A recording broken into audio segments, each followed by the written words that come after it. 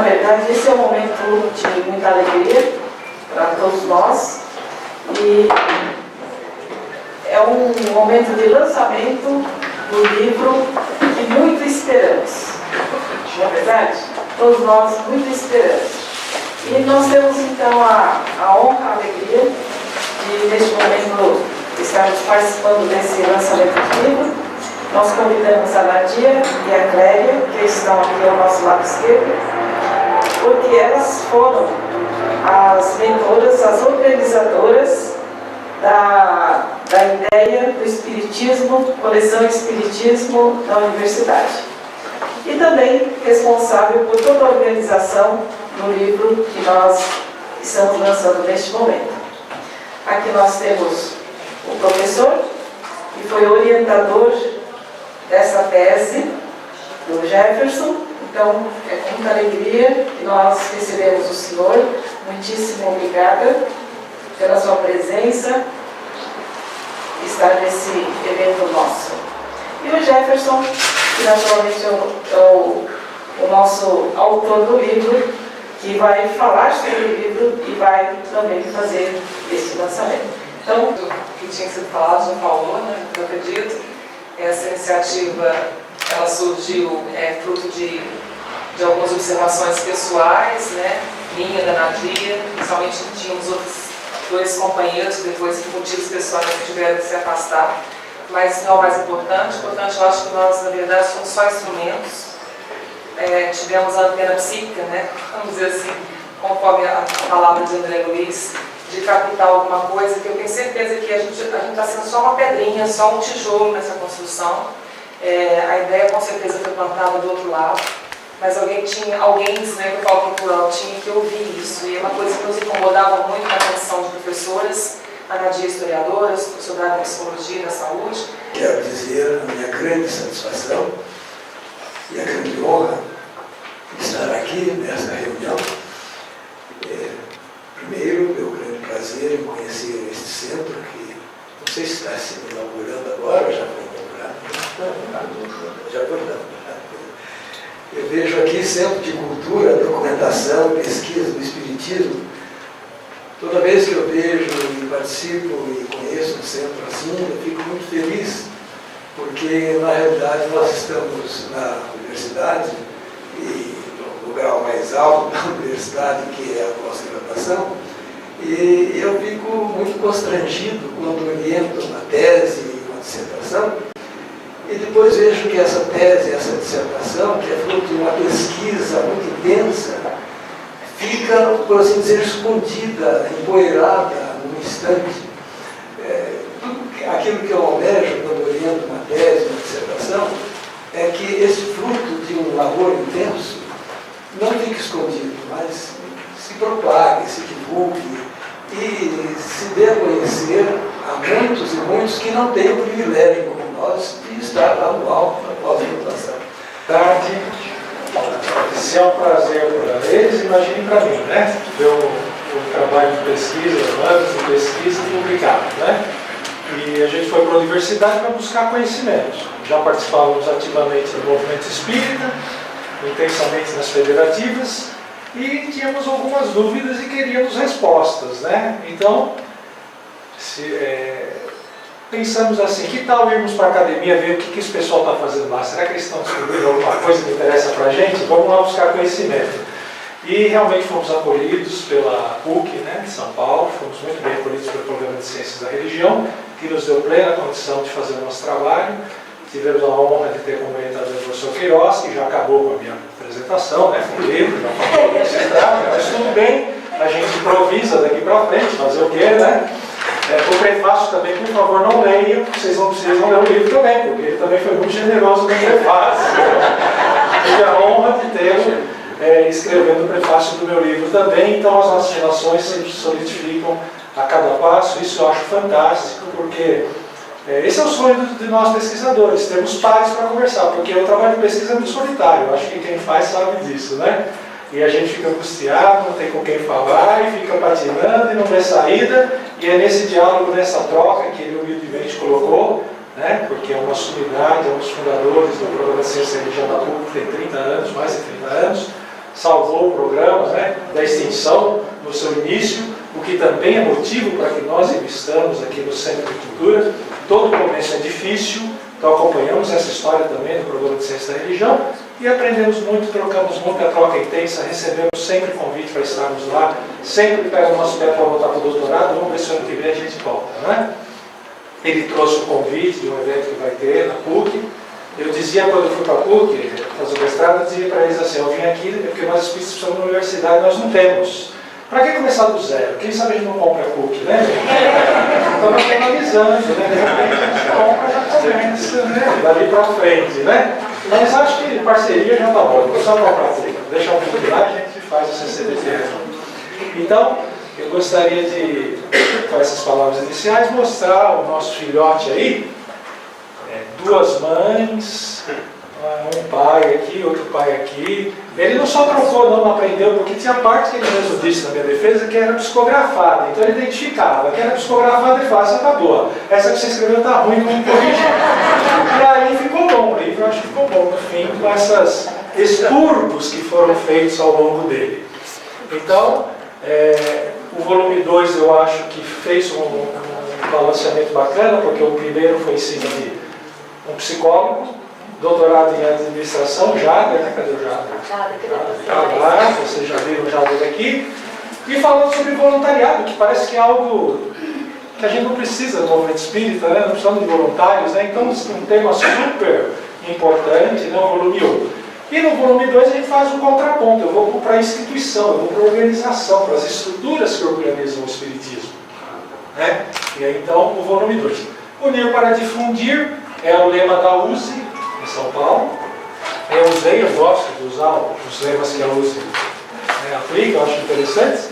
E o subtítulo, o impacto das federativas no crescimento do espiritismo. E o meu foco é a União das Sociedades Espíritas em São Paulo, inclusive para esclarecer que ela é a federativa reconhecida pelo Conselho Federativo Nacional de São Paulo. Então, tem uma série de ganhos para o movimento espírita, essa minha ida para a academia, em expor como se constituiu toda a organização institucional do espiritismo, e é isso que o professor Queiroz estava citando. Poxa, eu não sabia disso, quase ninguém sabe, nem quem está no movimento espírita, né? Então, essa foi uma grande novidade.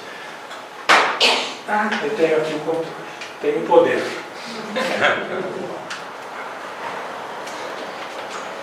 Então vamos começar de trás para frente. Só que estava no fim, eu falei, não, vamos pôr logo no começo, né? Porque a gente, morando em São Paulo, num grande centro urbano, a gente tem a impressão que está tudo muito bem obrigado, né? Por isso o estranhamento quando nós vemos novos números sobre o espiritismo, nossa, mas tão pouco, né? E eu trabalhei com censo fechado em 2000, já sabia que falava que sair em 2010, tinha as prévias, mas não quis usar, eu quero o censo demográfico fechado. Então, uma das coisas que nos chamou a atenção era essa queixa. Quando saiu o censo em 2000, a FEB, poxa, mas como? 2 milhões? Deve ter uns 30, 40, né? Milhões de espíritas, os centros estão cheios. E isso chamou a nossa atenção. Nós participávamos ativamente do movimento espírita e víamos as casas cheias, mas também vemos que também nem todo mundo que é um centro espírita é espírita, né? São frequentadores. Então, quisemos ir para a academia nos debruçarmos sobre isso com teorias, para saber o que tem aí, tem algum problema, o que está causando essa diferença de visão. E fomos também atrás do IBGE ver como é que eles faziam o trabalho deles, né, para conferir se eles fazem direitinho. Né? São manuais bem grandinhos que a gente tem que ler, realmente é um trabalho de estatística. E a gente ouvia as pessoas reclamando, poxa, mas não foi na minha casa, como é que sabe? Né? Eu sou espírita, não, é estatística, não vai mesmo na sua casa. Né? Então essas questões eram ambíguas, elas eram assim, ao mesmo tempo que a federativa diz eu não quero gente, ela reclama do número. E tudo isso começou a nos chamar a atenção. Opa, tem uma lacuna aí para ser pesquisada, que isso é o que um pesquisador tem que buscar. Cobrir o que não está sendo coberto, não é pesquisar o que todo mundo está pesquisando, se isso não acrescenta muito. Né? Então nós fomos pesquisar o espiritismo institucionalmente, por quê? Apesar de muito pouco pesquisado o espiritismo, existem pesquisas, muitas, né, dentro das poucas, várias que pesquisam o que? A relação do frequentador ou do adepto e o centro espírita. Então fica ali na ponta, essa relação. Indivíduo ou indivíduos versus centro espírita, doutrina espírita e espiritismo. Mas poucos tinham se debruçado sobre a organização. O que está por trás disso? O que organiza tudo isso? E foi o que nós tentamos rastrear, desde a França, desde o primeiro instante do Espiritismo, quais são os fundamentos, como ele se institucionaliza, como ele se organiza, porque alguém está definindo o que é ser espírita, sempre, em algum momento. O modo de ser espírita, o que é ser espírita, os rumos que o Espiritismo está tomando. Se o Espiritismo está sendo atacado, né, porque é curandeirismo, você tem que se defender de alguma maneira. Se há um momento de ditadura, como nós tivemos aqui, estão fechando, né, as casas, os aglomerados de pessoas, quando se reúnem, né, você tem que se posicionar de alguma maneira para manter o centro espírita aberto. E isso aconteceu ao longo da nossa história. Né? Então, busquei rastrear isso para mostrar o que é uma federativa, o papel da federativa. Por quê? Porque o que a gente também ouve no meio espírita é: para que federativa? Para que liderança? Não precisa.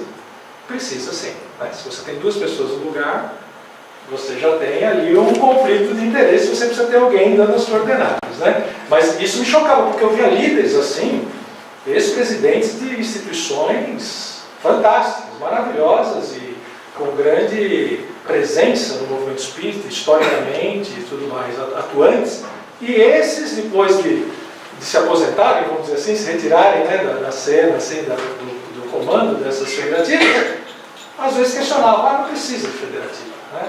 Isso me assustava: não precisa, né? Alguém tem que responder, alguém tem que nos representar. E aí ficava essa questão: é pouco mesmo? 2 milhões é pouco? É muito? E, como eu sou especialista em bancos de dados, tenho facilidade de trabalhar com números, acessei os dados do IBGE e comecei a mastigar os números.